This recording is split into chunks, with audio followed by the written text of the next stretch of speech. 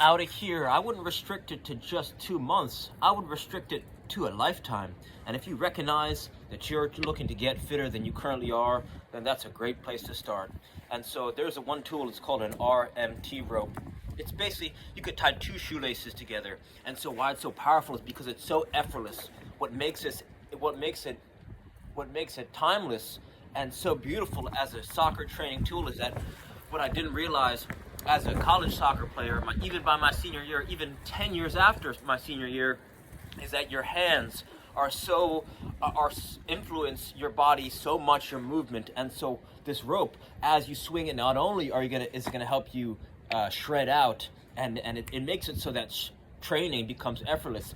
Because once you start swinging it, then you start to breathe. You can bend, you can twist, you release tension in your lower back. Right? This guy, he says, he's a former. He trained every team in the NFL. His name is Dick Hartzell. He says, "Gotta be like women." He says, "Women like shopping. You have to shop around. Where's the tension in your body?" So you're swinging it, both hands, you're getting full range of motion in the shoulders, and you're just exploring. You could get into a lunge, and you could do some skips. It's like a cousin. It's a variation of a jump rope, but I would say it's more effortless. And so this is a great place to start because, a lot of players, they think, oh, I got to spend hours in the gym. I have to go on these crazy long distance runs. But what you really have to do is develop smart training habits in an effortless way. 60 seconds a day, right? 60 seconds over a day becomes 2 minutes, becomes 3. And so the ideal time windows are immediately after waking, after you eat, and before you go to play.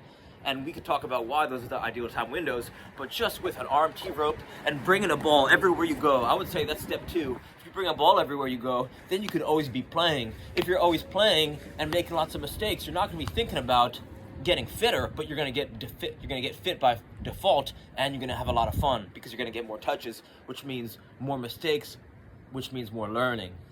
So just by keeping this thing on you at all times, your rope and your ball, you could get fitter in a more joyful and effortless way than people who are, waking up at 6 in the morning and forcing themselves to go to the gym. And they might get fit, but it might be in a way that is less fun and doesn't really tap into like the body's natural biorhythms. I mean, some people are rigid, right? They like rigid structure. They like, I go to the gym on these days, I like to do this on this day, I do this on this day.